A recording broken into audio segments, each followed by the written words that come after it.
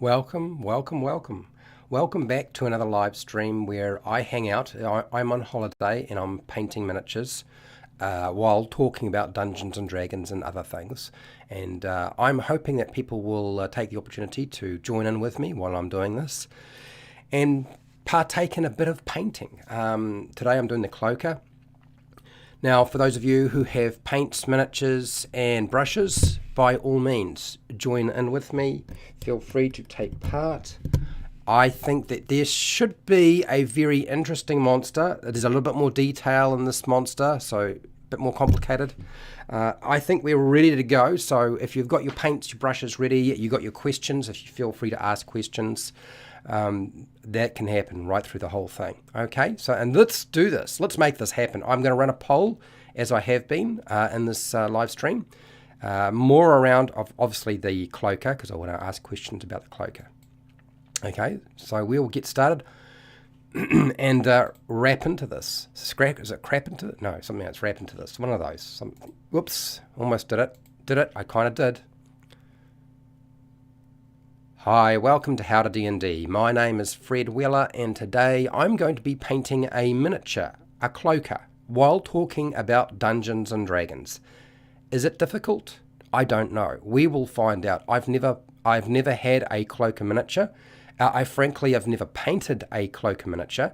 There's enough colours going on here that it might take me a little bit of time, and I have a lot of layers of paint to put on today, so I'm going to have to work pretty quickly.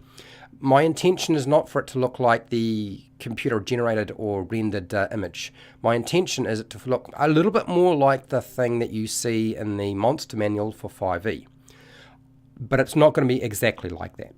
I'm only kind of basically going to make it look like that to a certain degree, but not completely. So let's crack into this. Let's make this happen. Let's have some fun. Let's talk about Dungeons and Dragons, roleplay games, all that sort of stuff, and paint miniatures. Now, for those of you who are wanting to know a bit about this miniature, it's a relatively expensive miniature, but I have to say that I don't usually see Cloakers. This is the first time I've ever had a Cloaker miniature. I've been playing the game a long time. I know they recently put out one that is painted. This is honestly the first time I've ever seen one that is actually something that you can get, and it's a Cloaker. I've always had to use theatre of the mind. Hi Steve, how's it going? That Cloaker looks demented, yes, and sad, but social. They're not really very social Cloakers. So they're very isolated, solitary creatures. I've never run or played against them. Oh, okay, but they are always at the back of my mind, concerned, metagame-wise. I've only ever used one once, and it was very, very disappointing. I will tell you about it. Okay, so I'm using white. This is Vallejo white. I don't know that that's mixed up well enough, so I'm going to do that again. I remember reading about them in first ed edition and second ed edition classic monsters. Oh, okay.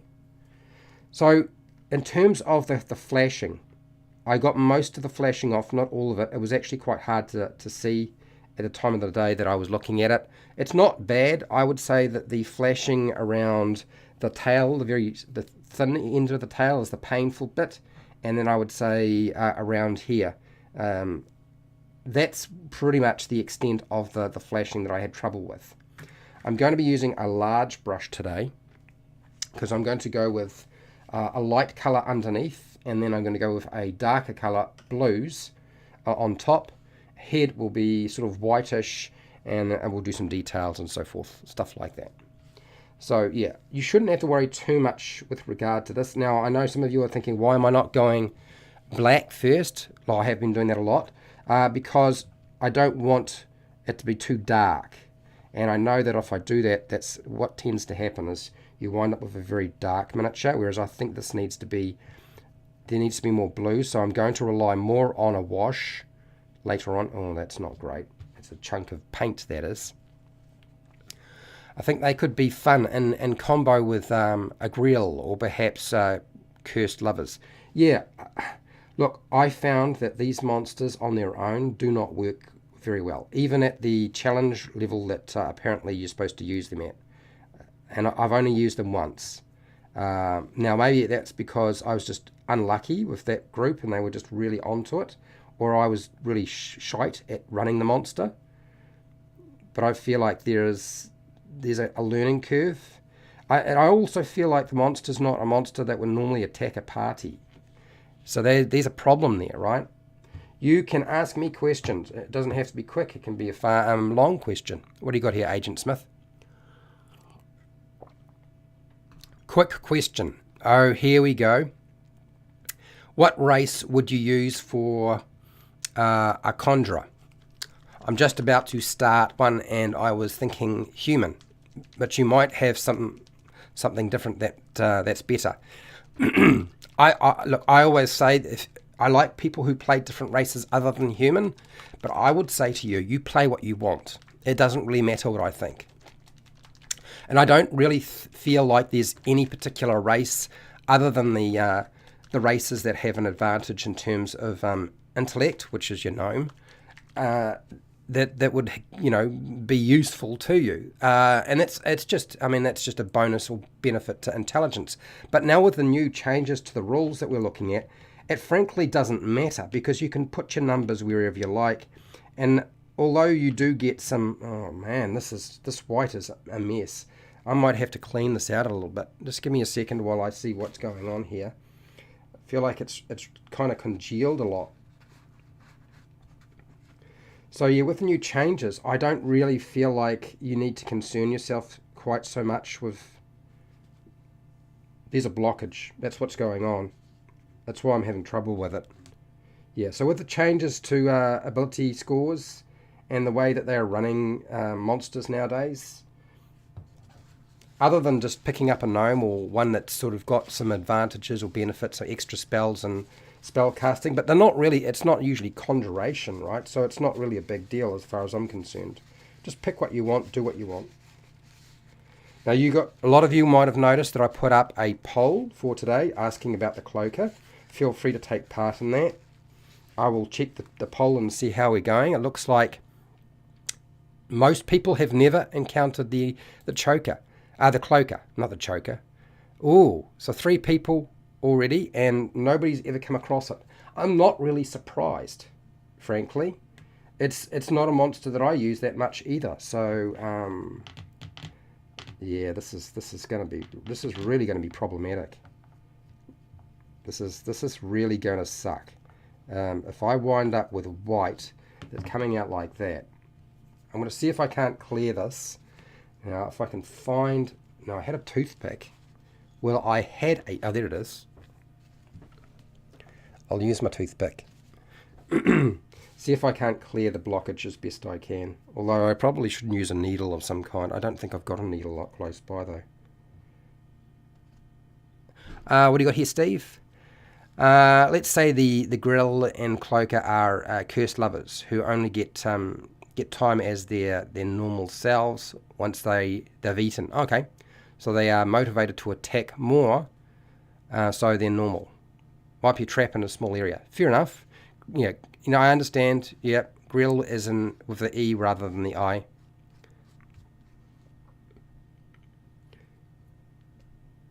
So I have some thoughts on that, and it's nothing brilliant or new. It's all stuff that you've heard before, frankly. I'm going to just do this. There is a blockage. There's a really bad blockage, and if I don't clear it, I've got problems. And it just happens to be the white, which I need.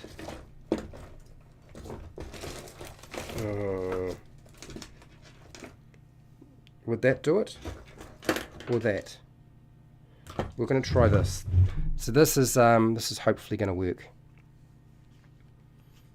You're going to use this tie and see if I can't ram it in there, wiggle around, and try and clear my blockage. Right. Clean off my little toothpick since it didn't go very far, and I might need it later on. I'll put that over there, somewhere like that, and let's try this again. Hi Helga, how's it going? Yeah, grilled grill is tasty. Yes, absolutely. Okay, well that's better. Now I just got to make sure I put it in a different spot because it's along with all of the chunky bits over there. So let's move this out of the way. Put that over here just in case I get another blockage. You never know. Yeah, trying to make them fun. So I do have an idea with regard to them, and I will talk about that as we go. Oh, this is going to be. There's going to be a lot of chunks in this white, and it's going to drive me nuts.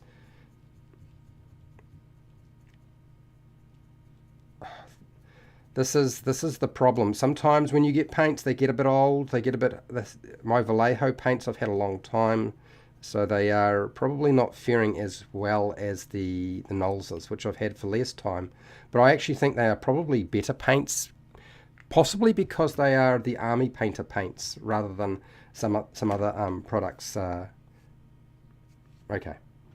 let's see if I can't brush that off into something. This is going to slow things down a lot. I can't promise that I'll get this done in one sitting. Yeah, it's definitely going to be difficult to get it done in one sitting. That's part of the miniature. Okay. Alright, so we're getting there. Agent Smith, how's it going? Fred, do you have any homebrew subclasses that you like to play a lot? Would you do a video on a build for them? No, I don't make subclasses. I just don't make subclasses. What I am trying to do, though, Agent Smith, is present the concept of playing beyond level 10 to my to players, because we have to get them on board. A lot of players would be very reluctant for the kind of things that I would do to a subclass at higher level. I also know that we have to have the dungeon master involved, but if we don't get the players on board, I know it wouldn't work.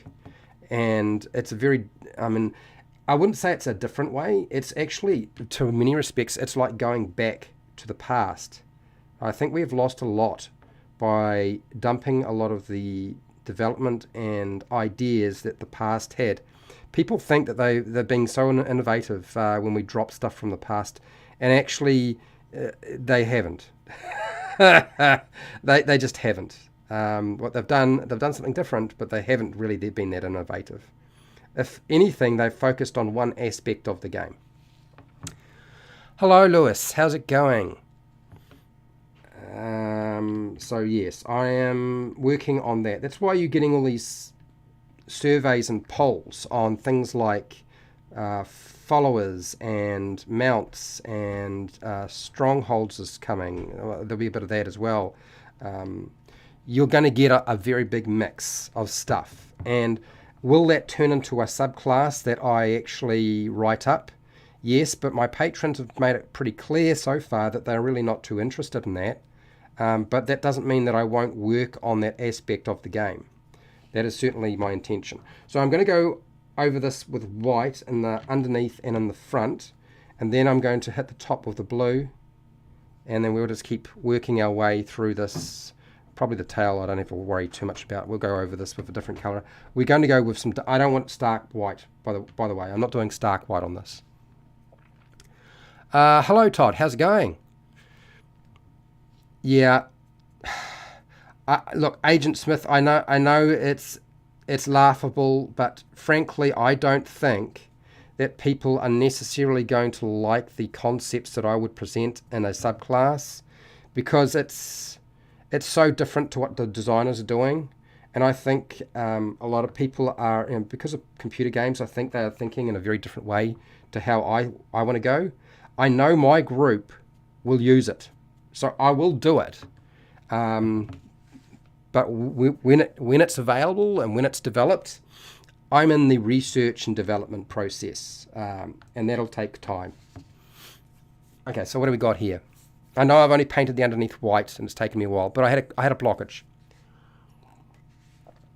Yeah, white is definitely the worst. The pigments are large molecules, as you understand it, and so they tend to clump more across the paint line. Not all, as I understand, but reputable painters say. Yeah, okay, all right. Well, that's good to know. So my problem is not an unusual problem. So bear in mind, you may want to be prepared to replace your white from time to time. What do you got here, Todd? Did you go to the store looking for a Cloaker Mini, or did you just see it and decide you had to have it? I had no idea that whether there would be a Cloaker at the store, but there were a lot of things at the store that I was not expecting. I had no idea that they were there. But I had put the Cloaker on the B list. It wound up on the A list. I don't know what else to say, man. I was like, I'm looking at it and thinking, really? Do I pay that much for that miniature? And then I was like, yeah, but I don't even have that miniature. And I'm like, I get to paint it and I have the miniature. So it was really hard to sort of walk away from. I will talk about the Cloaker, but I just want to, if you guys are going to talk to me in the chat, I do want to do that as well. So that is that section. I probably should do the front as well. I'm cleaning off my brush because it was clogging.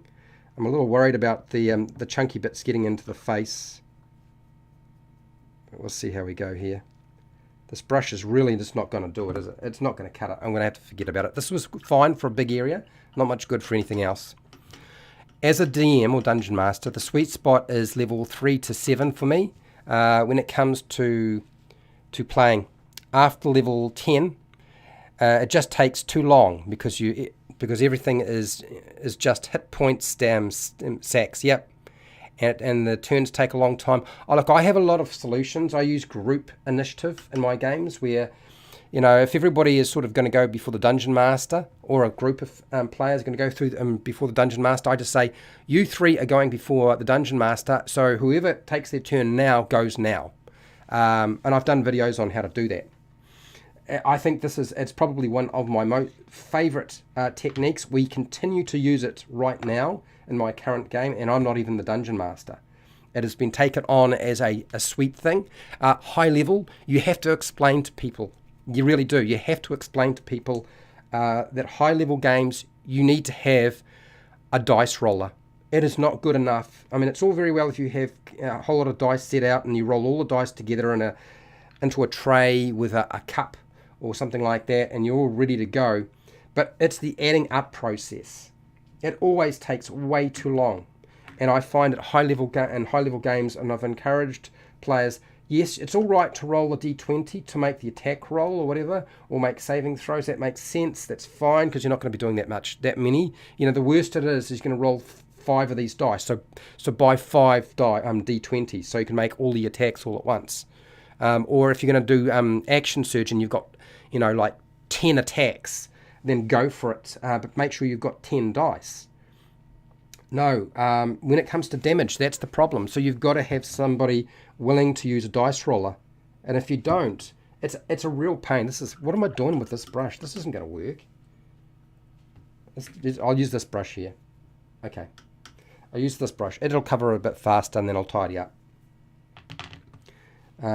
So yes, I always encourage players at high level to use dice rollers, automated dice rollers for damage. And if they want to keep rolling dice for hitting, then that's fine, but they need to have multiple dice. It's a real pain when they just want to roll one dice repeatedly. I do not like that. This is why the game slows down. But it's also the adding up process. Sometimes it's actually better if they're willing to just roll automated dice at high level, because it does the adding. If you're struggling late at night to add up what's on your dice and what your modifier is, then maybe we can speed that up by using dice rollers. Okay, sorry, I didn't explain. I'm using Owlbear Brown, for those of you who wanted to know. I use a 1-minute hourglass for each turn because I run a game of 5 to 7 players on average, and it helps a lot. Yeah, I used to run games that might have anywhere from 7 to 13 players. I don't recommend it, but it does happen. And yes, I used to have a small, I think it was a 30-second hourglass timer. I used to just turn it over. A lot of people really do not like that. Some players just really hate that when you do that. And I can understand because they feel like they're getting rushed. But they should have been planning their turn in advance anyway. And then, yes, things do change along the way, so you might have to change your plans. But there are ways of getting around that. And dice rollers and group initiative are a very easy way to make combat move. Also, too, trying to explain to players that you're not necessarily going to be having that there's not that much fighting necessarily at high level, because a whole battle might end as soon as the mage casts banishment, right? Or maze, or decides, okay, it's too rough, we're just going to get out of here, we're bamfing out of here, and they cast gate and they all leave. This sort of thing happens. There are things that just make things stop, like polymorph. It's quite common to try to polymorph the big baddie into something that's not that scary. Like I've done that with a dragon that was attacking us while we were in a flying ship. I turned it to a fish and it fell into the water and swam away. So, although I do think the Dungeon Master decided that the fish hitting the water at the height that it was at was going to cause enough damage that it would revert back to being a dragon, which did happen, but it did decide that flying away was a better idea and to leave us alone. Perfectly fine with that. I can live with that. And it was very, very funny. But yeah, high level games work very, very differently. They don't necessarily last a long time. They can, but they don't always. I'm glad the stalk is very, very thick. This thick stalk will help a lot. I do feel like there's going to be some big problems in me getting this miniature done in one sitting. Now I see that we have a slight... The poll has changed. 90% don't have any experience, but when we now have 9% have run a cloaker as a dungeon master. Oh, good. I'm really interested. If you're willing, you don't have to. I totally understand if you don't want to say anything. But if you could share what it was like running a cloaker in your game, please let me know. Because I will talk about that, but I want to talk more about the lore of the cloaker first before I do that. Yeah, what's that? If they go too long and over a minute, the next person on initiative goes. Yep. We would often revert to you just dodge. Or the standard would be if I don't make a decision, I'll just cast a cantrip, a damaging cantrip. That was often the go-to for casters. People would sort of predetermine if they could not think of something to do fast enough. It sounds rough. I know it sounds rough, but it's absolutely necessary at high level. Anyway, back to the cloaker. The cloaker is like a dark, leathery aberration. It's an aberration. It's not the kind of monster that you normally find. It is a monster of unusual tactics and abilities. It's got a very strange nature to it. It almost kind of reminds me of... Now, sorry, I should be painting. We're doing blue on top. So I'm going to go with this color here, which is the Underdark Indigo. And then I'll work to my blues. Now, for those of you who are wondering why I did not put this color into the description of this video, I apologize. I did so. I added it to my list late. And hopefully I will update that, but there's no guarantee because I don't necessarily do that all the time. Sometimes I do and sometimes I forget. I'm doing a lot of painting right now, so I kind of forget. So I'm going to use this on top to start off with, to go really dark. Rather than going with blacks, I'm going to go with much darker blues. And so I've got to avoid the head, the wings, the top of the wings and so forth. And the little holes and so forth, I'm really going to aim for dealing with them in a different... Actually, I know what I'm going to do. I know what I'm going to do. Before I go too far, I'm going to switch over to the black. I'm going to put the black in the holes, and then I'm going to paint over the thing. It'll look a little bit weird to begin with, but it'll just darken it up. I just don't want to have to try and get all the wash into those holes. That'll be just too tricky. So just spot into the holes on top in, in, in. Yeah, I know it looks a little bit weird. Don't worry, I'll go back over it.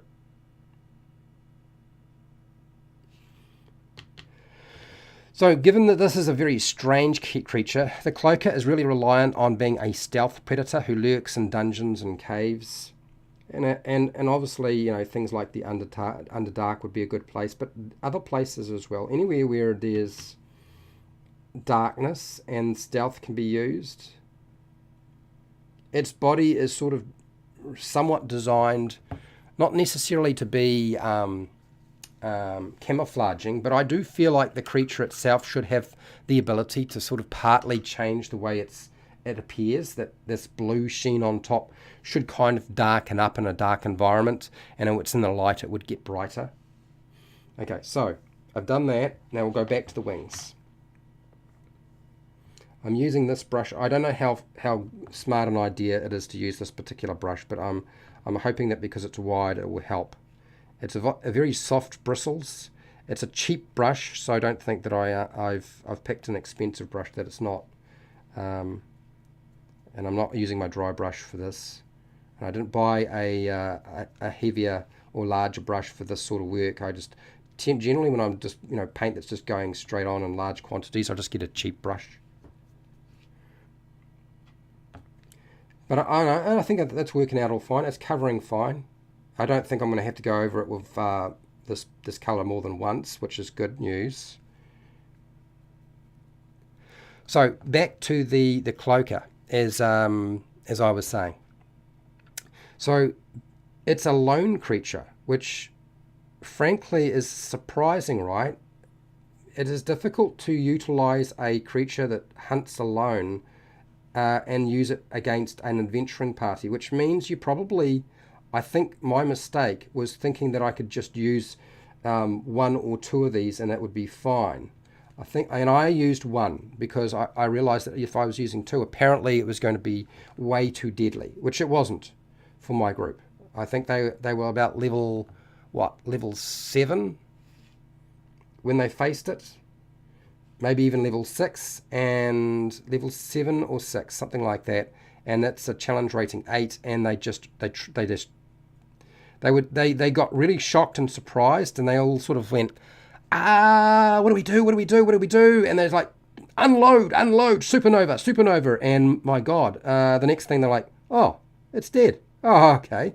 Oh, I'd managed to encapsulate or envelope one of the players' characters, and that did mean that they wound up with hitting that character a few times.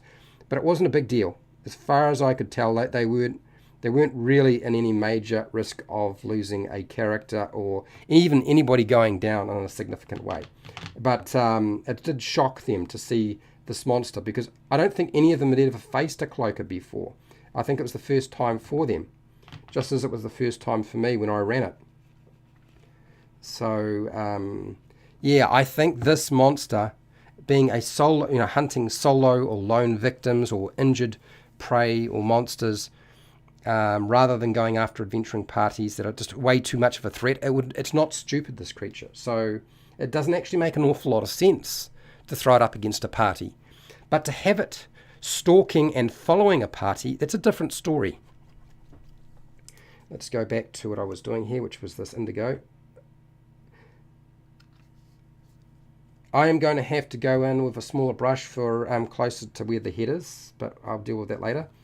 We're doing all right so far. I don't know if that I necessarily got this in the best angle. You guys will let me know. You should let me know if I'm out of shot.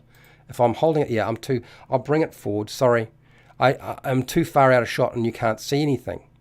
I've been doing that the whole time. You should have said something. Yeah, okay. All right.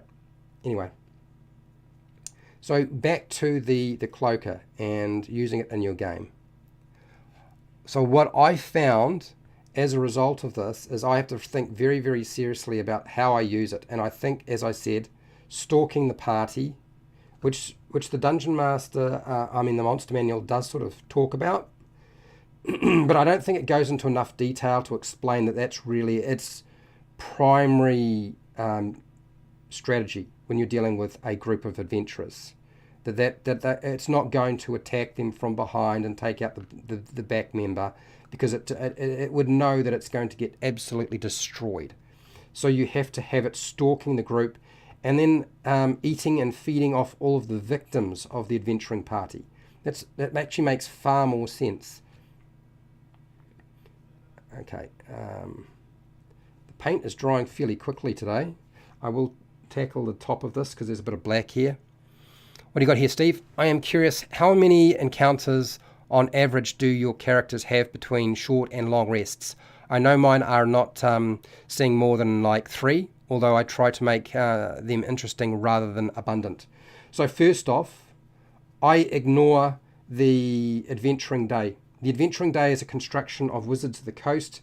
It started off in Dungeons & Dragons version 3. It is something that people have been talking about in the modern version of the game for so long. It is something that is actually a bit of a nonsense as far as I'm concerned. I've done videos on this before. People probably already know how I feel about it. So I don't worry about that sort of thing. That doesn't mean that I don't have situations where there's a running battle, because that can happen. Absolutely. So what I'm inclined to do with short and long rests is I allow resting in my game based on where the party choose to rest. So if they take a short rest and they find a secure and safe location, then they won't be disturbed. If they don't, I will use a wandering monster that will disturb them, or wandering monsters. I might also have something happen that disturbs them. It doesn't mean that the wandering monster will attack them, but there's probably a very good chance it will. With a long rest, I will also, if they do not pick a secure location, hiding up in a dungeon that you're exploring is a stupid place to hide. I've talked about this before in videos. So my players know this. They're experienced enough. They should know better. And so if you choose a location that is safe and secure, then it doesn't matter whether they take a long rest or a short rest. I just assume that when I need to have the battle that counts, the big battle at the end, I have to build it around them having full resources. It eliminates the problem of, oh, but my group don't have they're going to be able to supernova because they've got everything. Well, it doesn't matter if you build the encounter so that it is capable of dealing with them having everything available all at once. And I don't worry about any of the other encounters in a game. If anything, the ability to get through that situation is totally dependent on the choices that the dungeon master doesn't make. It's all about the player decision. Where do I camp? When do I camp? Is it going to be possible? Will I be disturbed? I leave it completely in the player's hands. I do not like the resting mechanics in Dungeons & Dragons, but they are what they are. So that's kind of how I do it. And I only worry about the last boss fight, where I want them to actually suffer some casualties or wind up losing a few items, or at least having somebody go down, or just making it tough. Sometimes that doesn't even happen. You know, you set it up and it just doesn't work. I don't really change things on the fly. I used to. I just assume that, okay, if things didn't work out, well, next time I'll do better. So I think maybe I need to use an even smaller brush than this to get the rest of that. So yeah, that's how I deal with resting and the short rest and so forth. Agent Smith, what do you got here? Fred, what's your plans for the channel for 2022? Anything new or something you haven't done before? Perhaps a quick guide, how to run a small dungeon with combat, hide, sneak, and so on. Just an idea. Okay, so Agent Smith, I will tell you what I've been working towards. I don't know that necessarily it'll appeal to everybody, but it's where my head is at. I just need to check. I just want to see what this cloaker is. What am I aiming for? I've kind of forgotten. There it is. So those front things actually are blue. And then, right, okay. All right, so that's fine. Let's go back to here just for a second. I just need to check that out. So the big thing for my channel is the Dungeon Master Roundtable. So getting more and more people on board. I can only do about 12 new channels a year because nobody else has been organized enough to be able to do it other than me. Surprisingly, others have tried. AJ had a go at it. He managed to get Mr. Rex on, and Jordan and himself and HowtoDandD in the same place. It has been much more difficult to get hold of. Look, all the big YouTubers, I've contacted them. I think the only big YouTuber I have not contacted is Jacob. And a lot of people have asked me to talk to Jacob from level 3, XP to level 3. And Jacob is notoriously difficult to access. And I've been trying to work my way through the list of people that were part of Wally DM's collaboration video, where we had 24 of us all in the same thing. I really want them to be the focus for now. That's not to say that won't change. You'll see Esper the Bard at some point. I think I've said that. So that's really my focus. It takes a lot of time. And as a result of that, the channel will wind up with a lot... you'll see a lot of collaborations from these creators with each other outside of the Dungeon Master Roundtable. This is happening. These are things that will actually happen. They will become a very standard feature.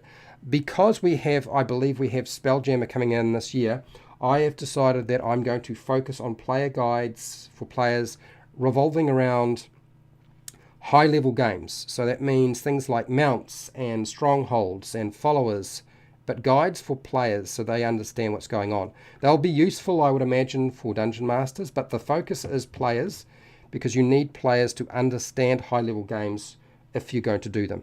If they don't understand it, you just can't pull it off. So I think that's a very important factor.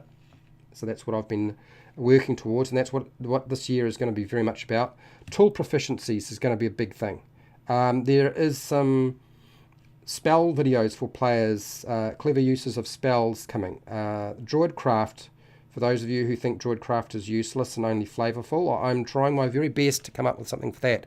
Prestidigitation is on the cards, but I'm not going to rush it. I'm going to do the best job I can before I present it. And then Dungeon Master stuff, a lot of it will be fun with monsters. Taking a monster and talking about how to use it in your game for Dungeon Masters through the Dungeon Master Roundtable. A lot of my stuff dealt with, you'll see stuff on if you want to take out rules or adjust rules or variant rules, stuff like that. You're going to see a lot of that. Taking out the short rest, cover rules, death saving throws, what sort of effects it would have, that's all coming. So I don't know if that necessarily appeals to people, but that's certainly where my head is at. There will be a Monster Tactics video on the Black Pudding coming. That's certainly on the cards. I have every intention of doing something with that. You'll also find that there'll be a broadening. I am in the process of trying to develop a European Dungeon Master Roundtable that would operate separately from what I'm doing. It's just organising people to make sure they can do it themselves, and I am trying to convince them to do it every week so that they would be releasing a video from that every single week. That means there are certain channels over in Ireland, Israel, the UK, the Ukraine, blah, blah, blah, blah, that would have content from a Dungeon Master Roundtable every single week. It's a totally different format to what we've been doing. It's where we film a video for everybody at the same time. So there's 4 videos made and everybody gets a video out of it. And that will probably be a thing you'll see relatively soon. I don't think it'll take too long for them to release that stuff. So that's coming. You're going to see a lot more of... every 4 months I'll do painting like this. I will just take a couple of weeks and just paint stuff. That'll definitely happen. You'll see a lot more Lost Mine of Phandelver, an enormous amount of Dragon of Ice by a Peak stuff, a lot more lore I'm going to pick monsters that AJ Pickett, Mr. X, DungeonDad, Jordan, Dungeon Cast, so forth, haven't done. And I'm going to talk about those because I think there is room for talking about some of the more obscure monsters. So that is certainly my plan. Will I add anything more than that? I don't know. There's still a lot of book reviews I've got to do. That's right. I've got book reviews up the caboose. I'm currently working my way through Tasha's Cauldron of Everything because I never actually did a review on the book. There's going to be a review on the Game Master's book, the Game Master's book of non-player characters. That's coming. You've got the new books, the what is it called? Fizzband's Treasury of Dragons. You've got the Witchlight book. Strixhaven will eventually be done. I don't know anytime soon though. So yeah, and there's another book that I haven't mentioned that is also probably going to wind up on the channel. So does that kind of cover all the sorts of things you're likely to see, Agent Smith? What you're talking about in terms of dungeons and so forth, I do have content that kind of goes into that, but they're broken up into small pieces. And I don't know when I'll do them and if I'll do them and what sort of format they will be. I still honestly, I haven't decided completely with that that part of it. I think I'm going to go with this color here to about there on the miniature. I do appreciate that we don't seem to be getting that much paint onto the miniature in 40 minutes, but yeah. It's probably going to take me a little bit of time to get this done, which is a shame, but that's just life. Miniature painting takes time. I really would have loved to have got it done in 2 shots, but not 1 shot, not 2 shots. Okay, so I think that's got that bit. I've got to paint the front section. These things, these protruding bits, we'll get them covered and coated. Now, where were we? Steve, I'd be curious what the chat would say to... Yeah, the other thing I guess I've kind of talked about very briefly, and that is Discord. You're going to be able to come and hang out with me on Discord and video chat. I'll do that after my holidays. So that will be an option for people who want to do that. And I spend about 4 hours every day on the internet dealing with YouTube stuff. Well, on the days that I work a full-time job, I have 4 hours that I do, almost 4 hours that I do that. Now, I won't be able to be there for the entire time, but there'll be quite a bit of it. So that would usually be Sunday through to Thursday in my country, in New Zealand, from about 10:30 to 2 o'clock. So if that appeals to you, that is something that is definitely going to be a possibility in my attempt to try to get to know people better. Really, I'm trying very hard to make a serious attempt to make the distance between what I do and myself much less barriers, basically. I mean, I've done a lot of stuff on the channel where I comment on a lot of videos. People put in comments, I respond. I've done a lot of live stuff, as you know, but I think the next step is definitely getting people in a situation where they can hang out with me. I think that is certainly where we're going. And that is very much thanks to Fry Minis, Eric at Fry Minis. I had thought about doing it for a while, and Fry Minis sold me on the idea when I saw he had done that, and just how successful I felt it was. It's not like there's a lot of people there, but there are people who are consistently showing up to chat with them, and I think that has some huge benefits. Okay, so we've got that colour on. Oh, look, we've got the bots have arrived. I must either be really unpopular or super popular right now. We're going to get that. See that bot? I'm going to report you, And then I'm going to say you are unwanted commercial something. And that is gone. Swang. Twangos. You're gone. Hi, Adam. Let me work through the chat. I'm painting at the same time. Okay, so now, where was I? I'm going to use this paint. Is the brown covered properly? I think I'm going to work to a lighter brown on the base now. And I'll leave the other bit for a little bit later. So this here is Minotaur hide, which is slightly lighter than the Owlbear brown. I'm going to use that now. And where am I sticking it? I'm going to stick it, I'll stick it here, in this little spot here. I should have given it a shake though, sorry about that. Give me a second, I will shake it. Shake, shake, shake. What's this, Steve? Also, I could see the lurker being an opportunist, attacker. Yeah, absolutely. Waiting for somebody to stray away from the party.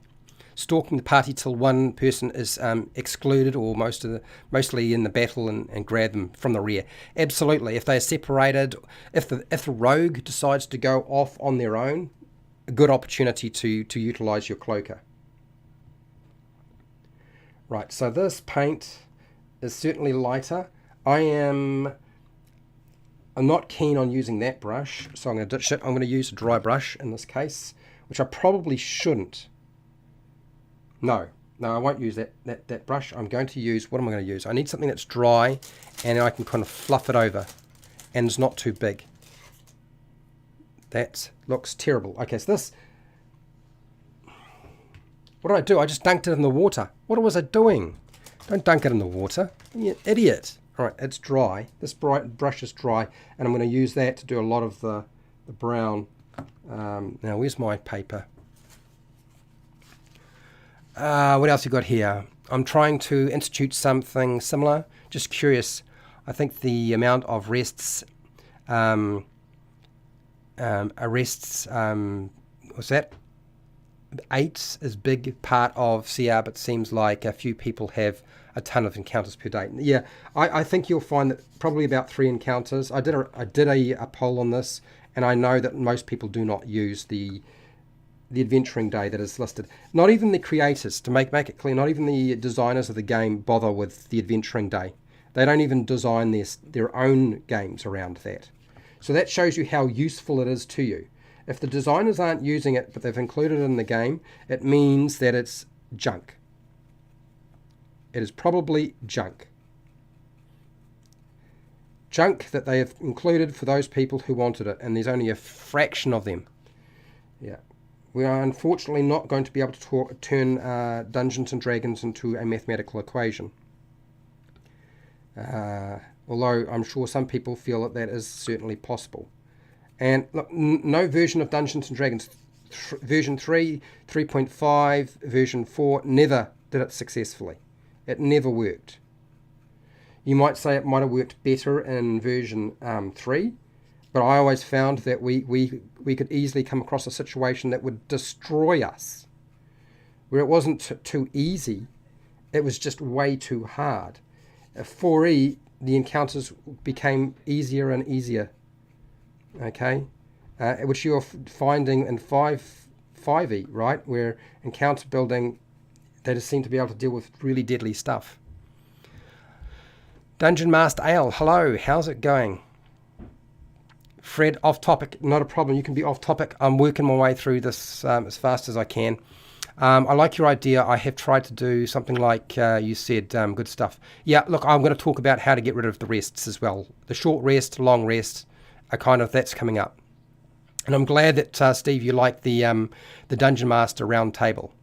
Yeah, well, look, too many of us were operating in isolation, and it can get very depressing. And so the concept of the round table is not based off the round tables you're used to, because usually they're unsuccessful.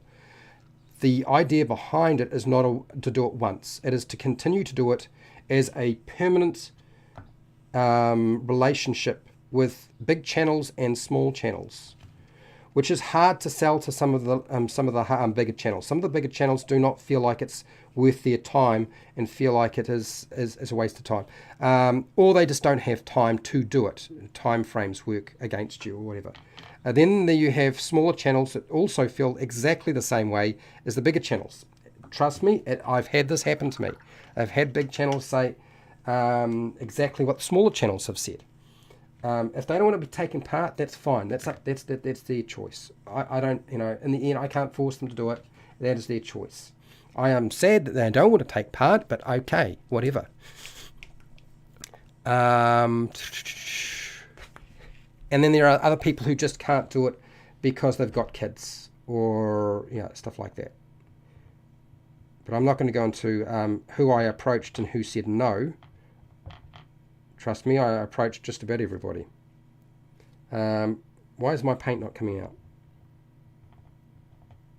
Have I got a blockage in that one as well? This is not good. Is it the paint drying as we go? Maybe that's what's going on here.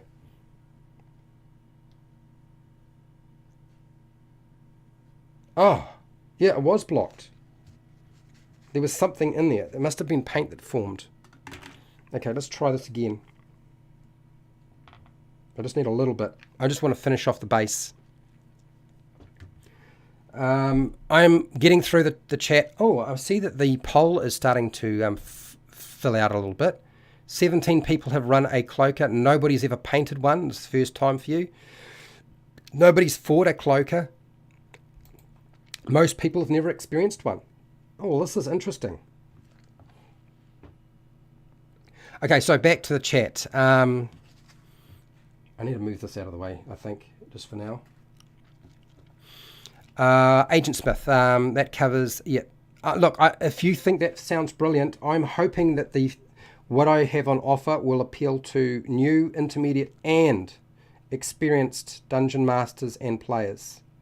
And I've been told a number of times that my channel's really good if you're starting out, but really not necessarily if you are experienced. And I felt like I didn't want that to be the case. I wanted there to be something for you. Once you found me, I wanted you to be able to find stuff that went the next step. So I know a lot of you experienced dungeon masters are looking for how to incorporate monsters into your game, which is why fun with monsters is what I've really focusing my questions on with the Dungeon Master Roundtable. Okay, because I've really already covered all the major questions as far as I'm concerned in videos. Not to mention that if a good question comes up, I'll talk about it. So yes, there's a very distinct intention behind that. Okay, now I'm going to do the underneath because it should be mostly dry now. I just need a drink of water. I'm going to use, now is this the right color? Yeah, skeleton bone. I don't like the idea of having a white underneath. So I'm actually going to go with this sort of khaki, nasty looking skeleton bone color. I think that's a better choice in terms of the coloring of this monster. I'll just give it a bit more of a shake. Adam, sorry I took so long. Been loving your painting videos. Great work. Question, what do you do for paintbrush maintenance, cleaning? I just wash them out. I occasionally will use methylated spirits or turpentine. There is, most of my family have brush and cleaning or maintenance products because they do a lot of oil painting and water brush work, stuff like that. So I can borrow some of that stuff if I wanted to. I don't do it a lot. If the brush is getting really bad, then But frankly, I don't buy a lot of very expensive brushes, and I buy a lot of really cheap, nasty brushes, which I can just throw away. And they look terrible. They're not really made out of particularly good hair or anything like that. So yeah. Now Adam and anybody else who's been following these live stream painting videos, I will put more of some of the older ones that I've hidden or made unlisted. I will unhide them, and you may find because I'm over 20,000 subscribers, YouTube makes about anywhere from 500 to 700 New Zealand dollars a month off my channel. And when you get to that point, they consider that an investment, apparently. So they don't like it when my channel starts to have a drop off in views. And not a lot of people are going to watch videos on painting miniatures. So they actually hide them now. You may find that videos I've done on painting suddenly disappear. That's not me. That's YouTube. Because look, YouTube's machine is really stupid. It's actually not that smart. And as a result of that, it is quite common for them to conduct numerous experiments on my channel and other channels that have 20,000 or even 10,000 subscribers or more. It happens a lot. You'd be surprised how often it happens. It is a common occurrence. As a result, we have no control over a lot of the things that they do to our channels. And it's only till later on when you're hitting the almost 100,000 point where they start including you in surveys so you can sort of give them feedback on what they're doing. So if you see them disappear, you can be assured I will put them into a playlist called D&D Miniature Painting 2022, or their own specific playlist if there was more than one to get the job done. Can I just say that this was a good choice? This color choice was, I like this. This is much, much better than the stark white that was there before. So if you're wondering what color, I would definitely go with like an off-white like this. This works. This is working really well. All right, I just need to put some more paint out. Where is it? I had it before. I put it away. Well, that was a stupid thing to do. Okay, now what else? That's Adam. Helga, you've waited so long. Fred, off topic. The video on DM Mistake, the video on Dungeon Master Mistakes, the Mimic Tower that the players demolished with ranged attacks. Yes, I remember that one. I must say that sounded like a lot of fun for the players. It was. Look, Helga, when I created that Mimic Tower with all the mimics inside it, they didn't know what was going on. They thought it was absolutely hilarious that I'd done that. And they did think it was really, really clever. They also felt that I was also being a bit of an ass as a dungeon master, which I can totally understand because it tried to eat them, the whole building, and so they had to get out of it. So that created problems. So there was a lot going on. And then once they'd got out and they realized that the thing still only moved 10 feet and didn't move any faster, and they just ran around in the clearing and shot it with ranged attacks till it died. Seriously, they did not stop heckling me and giving me a hard time. This is what happens when you have friends. Oh dear. So yes, it was pretty funny, and I totally understand the mistake. And I think AJ Pickett, when he heard this, he could not believe it. He could not believe that that's what had happened.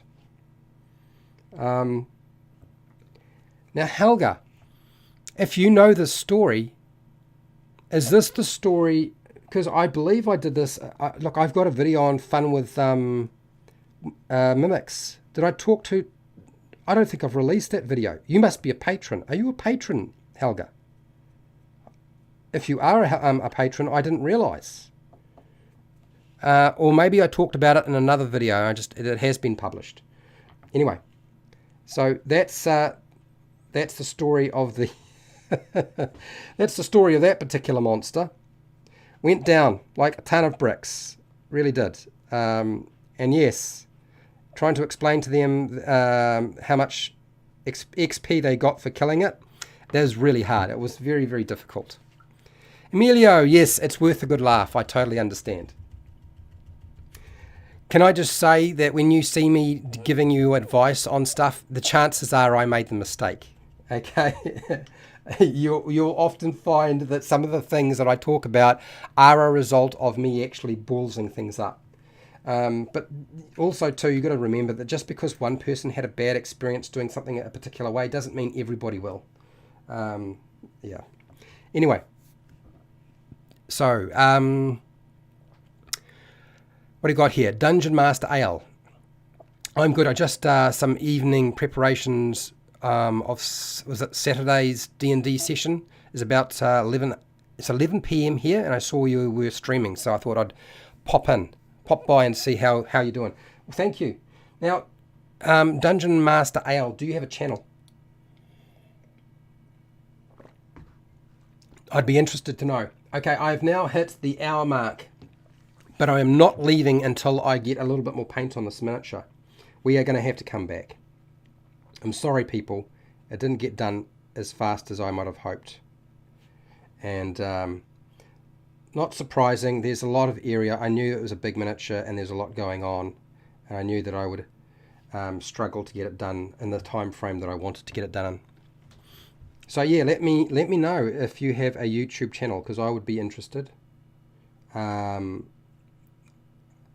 not going to say that I watch everybody's stuff, because I find a lot of people just make the same stuff that I made when I started out, and it's what everybody else makes, and it's frankly, it gets boring.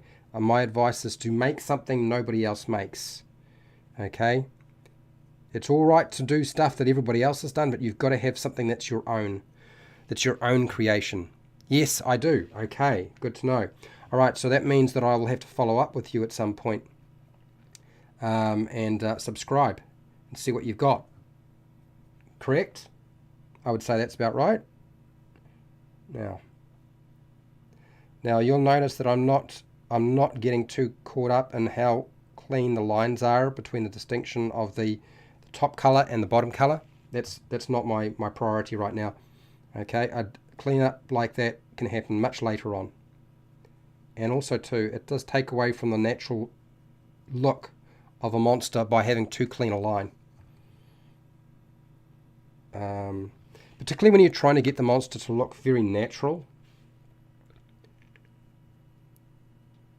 Oh, the paint is starting to dry. This office is really, really warm right now. Okay, so back to talking about cloakers. So I feel like this camouflaging stingray should definitely have the ability to change color a little bit, so that it can camouflage itself. They fly or glide through caves and over pools of water. That's its preferred method. It's not necessarily going to be flapping and making a lot of noise. It's going to be using air to actually or heat to actually move itself from one place to another. I need to put out some more. I need to do the face. I feel like the face, I do not want the face to be white. I know the picture looks like that, but I feel like it looks like garbage, so I'm not doing that. So I'll put out a bit more, and I'll deal with the face. Gosh. Although the face is probably going to get changed in color again later on anyway. So because this thing I think this thing should change color. It should be much easier to hide the creature. I am inclined to eliminate the use of a perception check to notice it by sight, maybe by smell. That would make sense if you've got scent, or somebody's got a very good sense of smell. Otherwise, the problem is with this monster, if it gets spotted and it can't ambush, it won't do anything. It is just going to get destroyed. This is the problem of a lot of monsters, is they are ambush creatures, and if they lose their ability to ambush because they've got, players have got something like the alert feat, or they have really high perception because of the observance feat, or they have other features that allow them to do this, to avoid being surprised. Frankly, it ruins what you can do with that monster. Right, so I am working my way across the miniature here. I'm not going inside because it's supposed to be black inside there, and I don't know how easy that's going to be.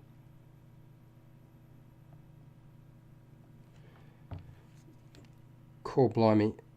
I knew this was going to be difficult to reach in some places, but I can assure you now, it definitely is. It definitely is. Right, so where were we? Dungeon Master Ale. It started not that long ago. And I only have 2 videos of me playing a game with friends. but I'm planning on putting some more content. Okay, good. Cool. All right, now, where was I? I'm going for the top. No, I'm going inside. I'm going inside the mouth. I want that to be black, so I'll put some black on there. So back to the Cloaker. So if we have the Cloaker following a group of humanoids or the adventuring party and feeding on the wounded or the dead corpses of the monsters they come across, I think that's what a Cloaker is much more likely to be doing in your game. Whoops. I think that is the use of the Cloaker in your game rather than trying to do something else. So for those of you who are wondering how to utilize it, I think that's the best way to go. Now, I haven't done it successfully myself, so I don't know if it's going to work exactly, but I feel like the other strategy of just having it fight a group, you know, them encountering it and fighting it, even if it's one or two, or not one, and not a solo monster, and there's two, I just don't think it's going to make any difference. So I kind of feel like the only way they would discover it is if they notice the creature following them. Rather than it being coming from the front, it's coming from the rear. Or they backtrack and find that some of the corpses or bodies have disappeared or been eaten.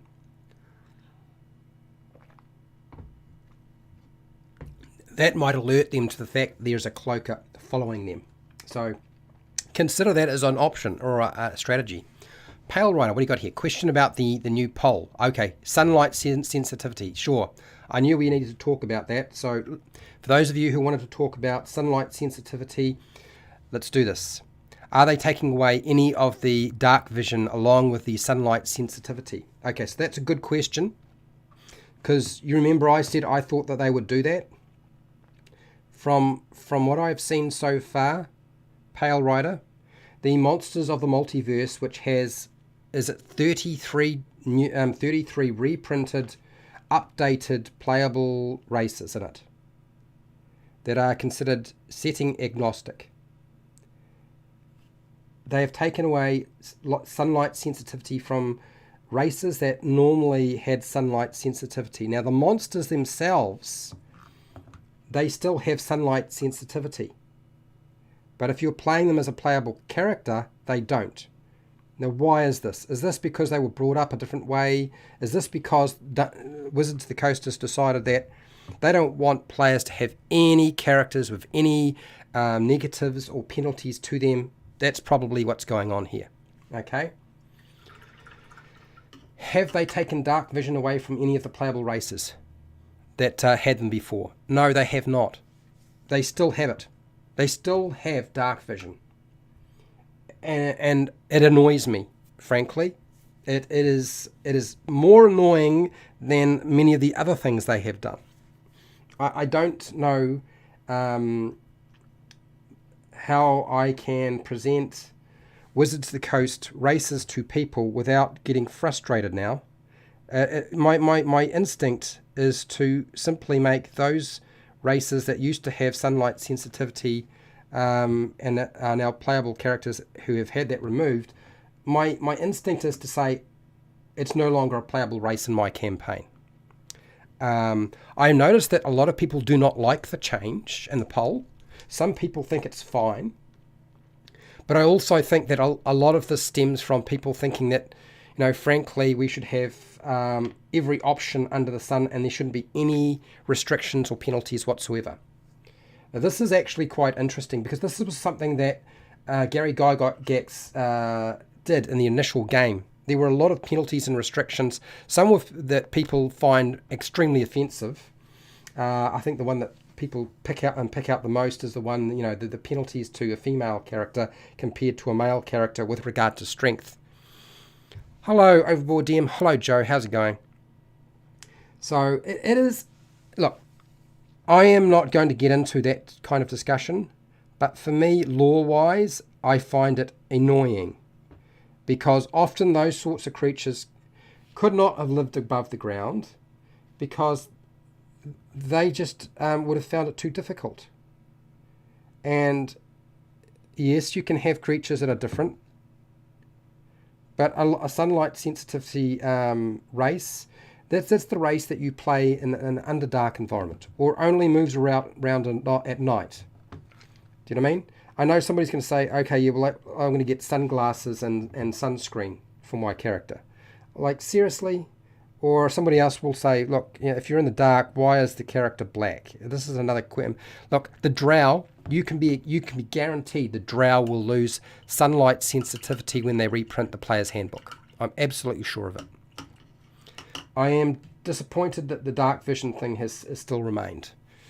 But there is a fix around that, kind of, and that is to give all of your monsters that have dark vision 120 feet rather than 60 feet. And that will help sort of... Well, it still runs the problem of people just don't carry a torch or any kind of light source. Anyway, okay, so I'm going to do some blue on this. We are running late, but we're going to do this anyway. And I was talking about, oh, here we go. This is the next color. I'm going to hit this with a very strong blue. This is frost blue. And that's going on top. And, oh, actually, I wanted to just hit the front of the miniature. I went black, and then I'm going to go back over very, very quickly over the face.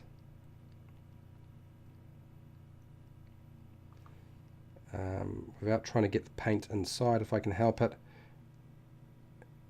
It ain't looking too pretty right now, I know. Okay, that'll do. That's fine. So yes, dark vision is my biggest beef. The sunlight sensitivity thing, I find it frustrating that people insist on doing it. Do you know what I think is going to happen?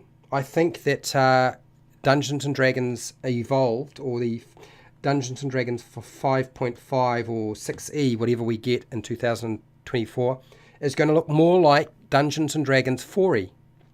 I actually think they are going to balls things up seriously and return us to that age where everything was homogeneous, where everything was exactly the same. Now, I'm not suggesting we go back to the days of a +1, +2, but there's got to be something that differentiates things. Otherwise, it's all the same thing, isn't it? Okay, so now, oh, this is where I want to use the dry brush. That's right. I'm only going to hit this with this color, and I've forgotten what I was doing. Sorry, too much talking and not enough concentrating on the paint. So this is the color I'm putting on now. I'm going to put it on pretty heavy. I'm not actually going to brush it off that much. Pale red, I can see a character getting over the sunlight sensitivity, but the dark vision would be the least diminished, in my opinion. Yeah, look, it is something that a lot of people will just exclude from their game. I have this nasty suspicion that Monsters of the Multiverse may wind up being a dud in terms of people purchasing it. Which it shouldn't be, because you'd think that it would be a good idea. It's supposed to have a lot of the monsters consolidated into one place. This is another example of Wizards of the Coast cashing in and not having to do very much work, frankly.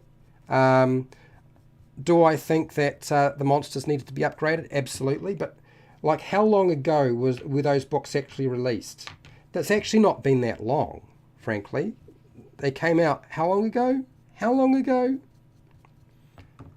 Maybe it is time. Who knows? It doesn't matter. You're going to do your own thing at your table anyway. Okay, what do you got here, Joe? I have my players use the point buy system. I use point buy as well. After they get done, I surprise them with a choice. They can get a +2 to any stat as long as they take a -2 to their worst stat. They usually can't resist. Ah, right. This was to get some differentiation and some negatives in there, because what will tend to happen when you start building the game the way that it is, where you can just put a +2 here or +1 here, or a +1 in 3 different ability scores like they currently have started to work on. This is what we're working towards. Is that nobody wants to have a character with any negatives or any penalties. I don't like that. I think that it still needs to exist. and we're making it too easy for people to. I feel like they're trying to appeal to people who see things that would put them off. As a business, it has been done because they feel like these are things that would put people off, and a lot of the people who buy the books are the ones who are playing the game very much like a video game, I feel sometimes. Or they feel like Dungeons and Dragons is more a tactile combat war game, which I will talk about in the future with some other YouTubers, because we have a discussion planned for that. People are going to get a huge shock from that one, I'll tell you that now. Particularly the newer players, they're going to be, and Dungeon Masters, they are going to be hugely surprised to find out what the original developers were actually doing with the game and why it came about and what it looked like originally. Because a lot of people, I don't think they understand, because they're dead now. Dave is gone, Gary's gone, a lot of the people who helped them play test are gone, they've passed away. So it can be a little bit difficult to explain to people this sort of thing, because they're working off just hearsay. And a lot of people haven't read anything. Nobody reads books nowadays. So nobody reads books on history. The history of Dungeons and Dragons exists in many different books if you're willing to go and give them a go. And you can't just watch, big YouTubers doing history videos. I know Davey Chappie's done one, but you've got to also remember that Davey Chappie is not an expert either. Neither am I. I have selected people who have played the game almost from the very beginning. And I feel like it is going to be a very, very interesting discussion. Very enlightening. This has worked out much better than I had hoped. I feel like that's fine. I'm going to just take off this paint here. All right, what do you got here? D&D is going in the direction of Skyrim. Yeah, I don't play Skyrim really now. So, I played the original Skyrim. I never really liked it that much. I always felt like I was playing on my own, which I was. What's this, Pale Rider? You could come up with bonuses and negatives based on where a monster lives, and you can apply those to generic multiverse monsters. Yes, you could. I think a lot of people will try to hang on to the older books and use the stuff that's there. But if you're playing Dungeons and Dragons Adventurers League, or you're new to the game, you're going to be playing with the new stuff. That's just how it's going to be, right? That's where they're pushing it. Okay, so have I got enough paint here that's dry? Oh, wet. Yeah. Let's work our way across this thing. I am not being very deliberate about what I'm doing here. I'm just banging paint on, and side there, and I think that side there. I'm not really going to worry about the underneath, because I'm quite happy for the underneath to be quite darker, for those of you who are wondering, although I did put it on there, but maybe that's a mistake. Anyway, who knows? It's too late now. I've done it. Right, so now that I've done that, I feel like the underneath definitely needs another layer of that paint, because it's just, I can see through it. It's too thin.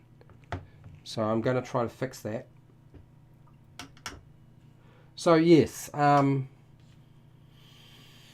sunlight sensitivity. Yeah, look, I suggest you do what you want to do with it. That's all I can say with regard to that particular topic. Right, okay, so back to here. I'm going to use this brush again. I will wet it. And then I'm going to apply paint to where I haven't been able to get it. That's basically my plan. I don't need more than a... Now, I probably should actually use a better brush than this, but I'm not going to worry about it. I think that's going to be fine. I'm not going to freak out. No needs to worry.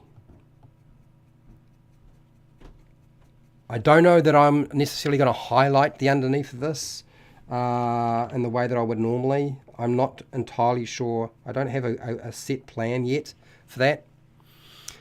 Camille, hello. My players like to play D&D with a lot of fighters and less fights and less roleplay. Okay. I tried to roleplay, but they aren't into it. That's okay in my opinion. Yeah, it is. It is. A lot of people played the game very differently back in the day too. Even at a time, look, people did not play the same. Look, Dave and Gary's games were very different. They were actually quite different. Pale Rider. Full disclosure, I don't play 5e anymore. I've gone back to modified BECMI games. I'm not surprised. I think a lot of people are, frankly. I think even some of the newer generation who haven't played the game for that long are looking to the older versions of the game or the OSR stuff. Just because I think they are starting to see the cracks. Not everybody's doing that, but I think a lot of them are. I think a good example of that is a young guy called Trevor over on No Fun Allowed. I know he's also referred to as Claire, but his name is actually Trevor. And No Fun Allowed has an extremely wide and diverse understanding of a lot of roleplay games, but specifically older versions of Dungeons and Dragons, not just the new versions. And I was impressed at what he had to say. He's also funny as it happens. He also has some views that kind of surprised me. And so I think at heart, I think that the older game was more his style. I think the newer style of game that we have just wasn't going to appeal to Trevor. And I think that's happening for a lot of people right now.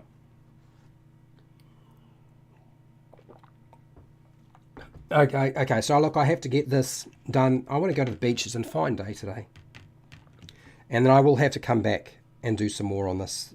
Absolutely. I do have quite a few plans for the front of the face, but the base colours we need to get sorted out today for sure. And the room is heating up so much that the paint is struggling. It's drying so quickly now. I think even if I thin it down, it's going to be a problem.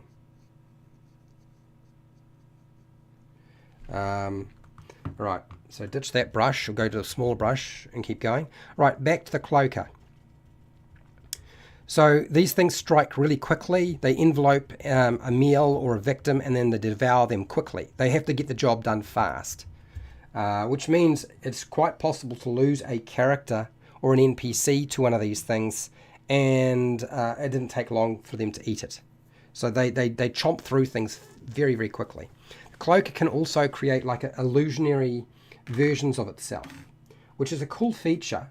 It's a defensive feature. It is designed primarily to allow it to escape, not necessarily to make it harder to hit it while you're in battle, but more as a way of, I'm going to create the duplicates and then I'm going to get out of here. Open up that option, because it is very difficult for monsters to escape and survive. It is often almost impossible given the game mechanics of 5e. So that ability will certainly help. It does have another ability, which is not just these illusionary duplicates that it makes of itself as defense. It also has a moan that is quite frightening and allows the creature to stop anybody from getting too close. So that, again, another defensive feature that would allow it to escape, rather than to continue engaging in a battle. So if you're wondering kind of how to use that particular feature, that's what I would suggest. Consider it like my escape route is moan, duplicates, okay. The good thing about the both features is they can potentially work on multiple player characters. Okay, so that is that bit done. Joe, it's almost 5 p.m, Fred. You're going to miss all of the sun at the beach. Yeah, I know. Yeah, I better hurry. I understand. I want to put on one more layer of blue. Okay? I feel like if I do one more layer of blue, I can kind of say good night and come back and do all of the detailing next time. And I've got a lot of comments to answer too, because a lot of people commented on. I'm still working through one of the surveys. It's taken me ages. Right, so that's that done. Now, the blue that I wanted to use next on top, now that I've done underneath, is this one. This is Ghostly Blue, okay? Sorry about that. I'm having to turn this upside down, but I'm doing it for a good reason. I don't want the paint to sort of stick to anything. Pale Rider. I recently found an old PDF called the Perfect Class. It deals with creating custom classes while keeping them balanced, mostly with the amount of up you need to advance. All right, okay.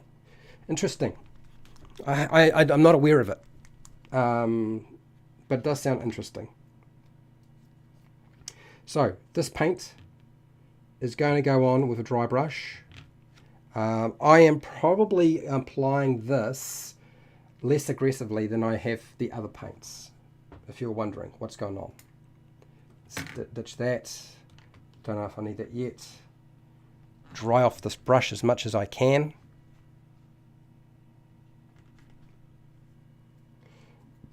It's a little bit wet, so I might have to...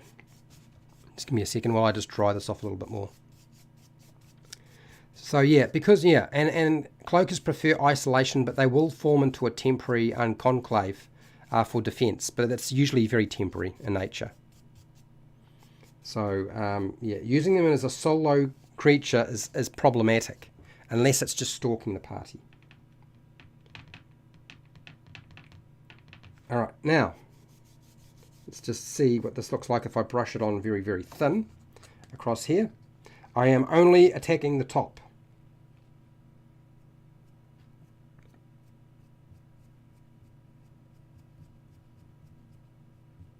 Okay, so there's a lot of paint on there, but I'll do the big area here first.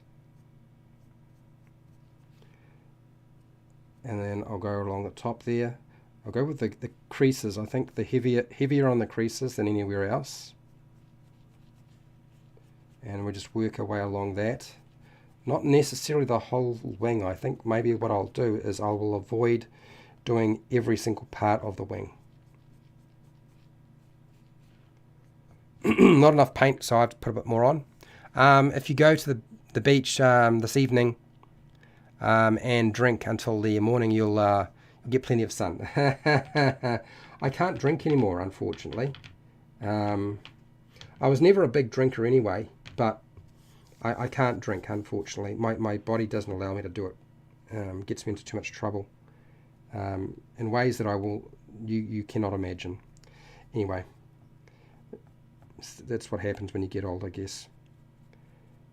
So yeah, now and then the tips of the wing, like there. I leave the middle alone. That wing there. I just want to get that bit, that there.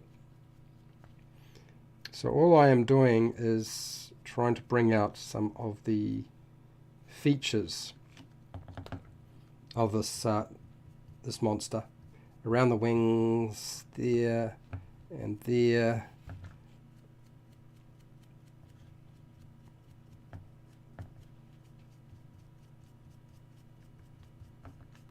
It's not a lot of paint. Certainly it is. There's more paint there, but not. Yeah. Okay. Now along the top only. Side. Side. And then tail. Down the tail. Only on the top, where it would be the lightest. I'll do that maybe one more time. Oh, pardon me, I'm losing my voice. And I'm going to be wrapping this up very, very shortly.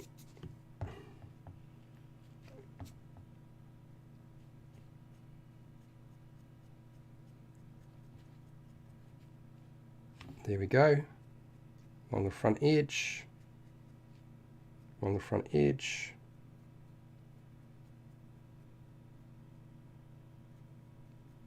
Side, side.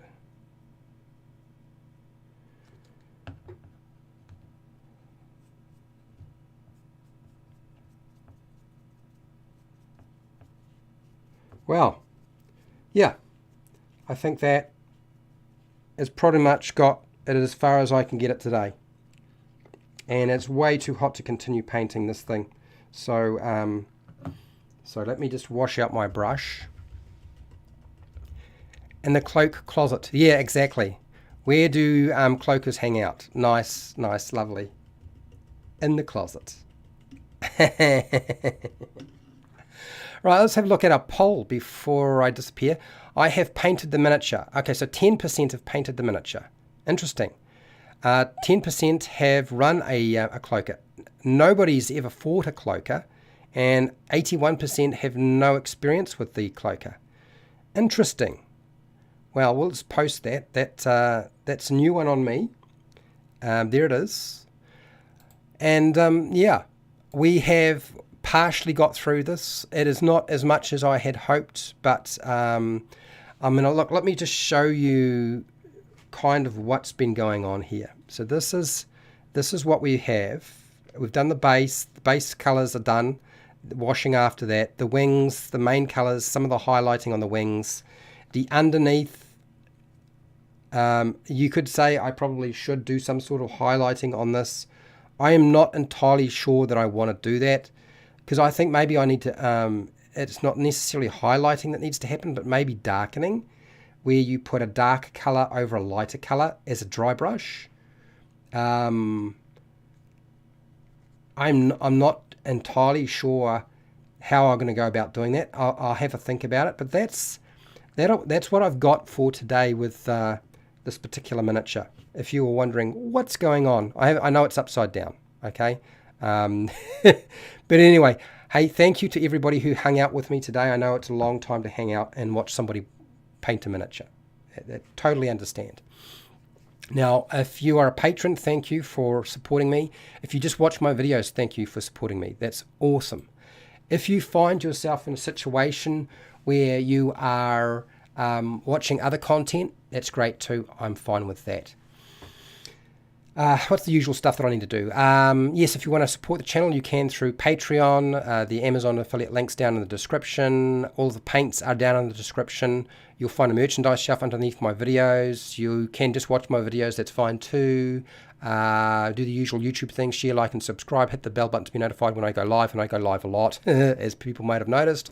And when I publish new videos. And yeah, wherever you are in the world, whether it be the morning, the afternoon, the night, or the wee early morning, look after yourself, your family, and your friends.